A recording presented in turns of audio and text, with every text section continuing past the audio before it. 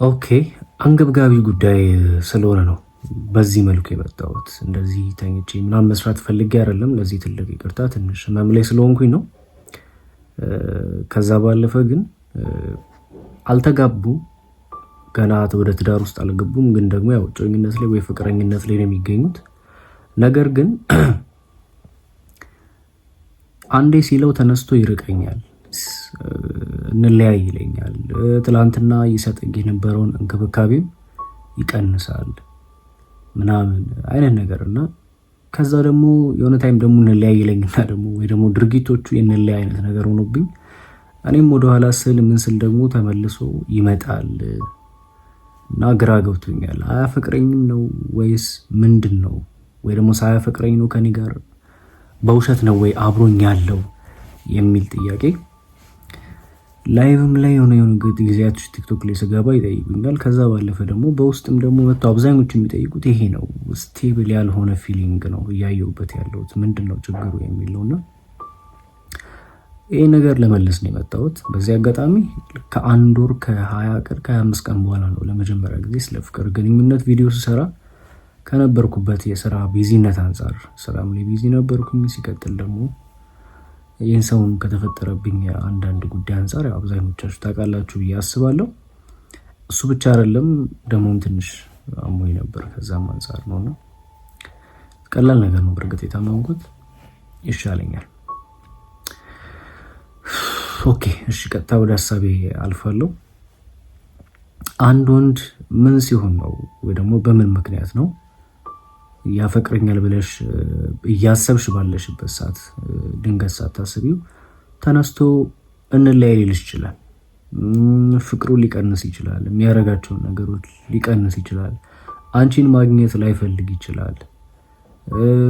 በተወሰነ ያህል ከአንቺ ጋር ትላንትና ያደረጋቸው የነበሩ አክቲቪቲዎችን ሊቀንስ ይችላል። ከዛ ይሄ ነገር አንቺ የሚያበሳጭሽ እና ያናድሽ እና በቃ በሁለታችሁ መካከል አለመግባባት ተፈጥሮ በንግግርም ሊሆን ይችላል፣ በአካልም ተገናኝታችሁ ብቻ በርቀትም ተጣልታችሁ ወይ ደግሞ ተደባብራችሁ ስትቀመጡ ደግሞ ከሆነ ጊዜ በኋላ ተመልሶ ይመጣል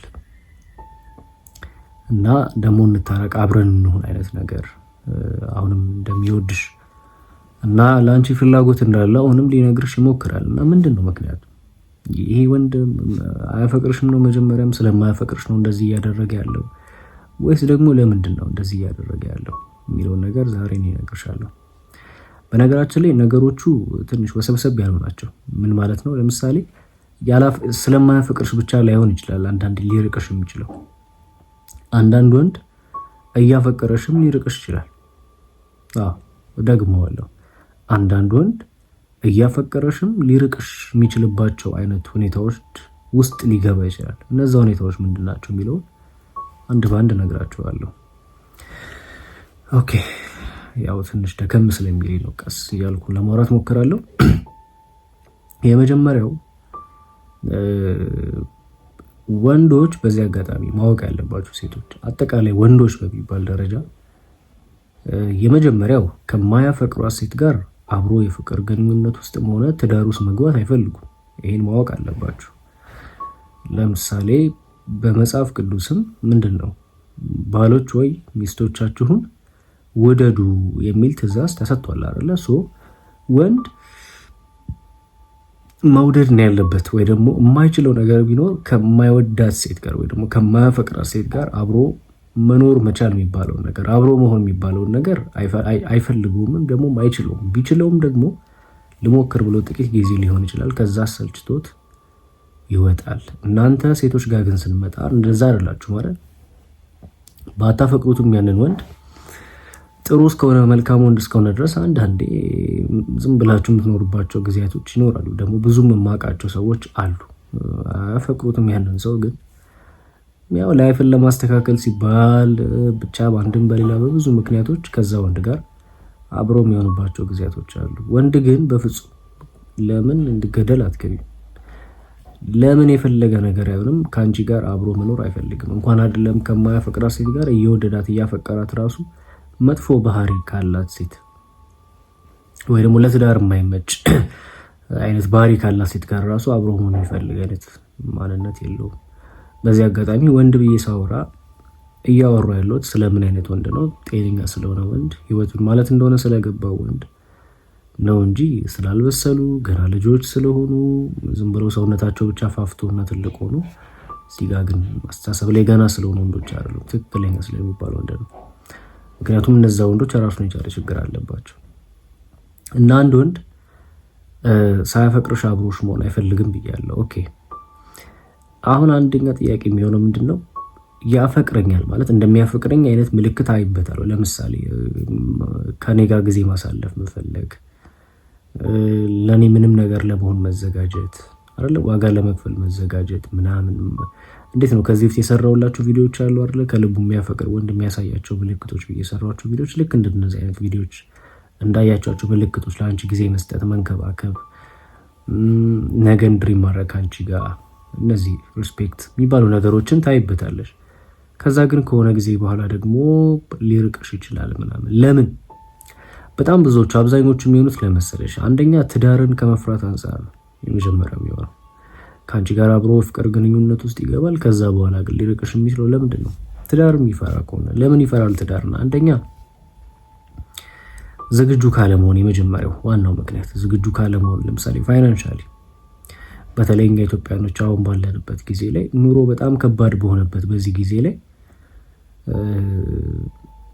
ትዳር ይዞ አግብቶ ራሱን ማለት ትዳር የሚባለው ነገር ውስጥ ከመግባት በፊት እኮ ራስን መቻል አለ። ራስን ችሎ ቤት ኪራይ ከፍሎ የአስቤዛ ወጪ ችሎ ደግሞ ትዳር ይዞ ቤተሰብ መስርቶ መኖር የሚባለውን ነገር ሲያስብ አቅሙ የማይፈቅድ ሲሆን ሲቀር ይወድሻል፣ ግን ደግሞ አቅሙ ካልፈቀደ ምን ማድረግ ይችላል?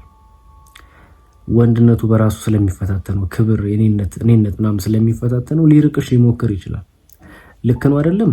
እሱ ሌላ ጥያቄ ነው። ግን በዚህ ምክንያትም ሊርቅሽ የሚችልባቸው ጊዜቶች አሉ። ሁለተኛ በእናንተ መካከል ያልሆነ ግን ከሱ ሳይል የሆነ ችግር ካለ፣ ለምሳሌ የግሉ ማጠናቀቅ የሚፈልጋቸው ነገሮች ያሉ ከሆነ፣ እንደገና ከቤተሰቡ ጋር በተገናኘም ችግር ካለ፣ ማስተካከል የሚፈልጋቸው ነገሮች እነዛ ነገሮች ካሉ በእነዛም ምክንያቶች ከአንቺ ጎን ሊርቅ ይችላል። እንዳልኩሽ ትምህርት፣ ስራም ሳይሆንለት ሲቀር በእነኚህ ምክንያቶች ሊርቅ ይችላል።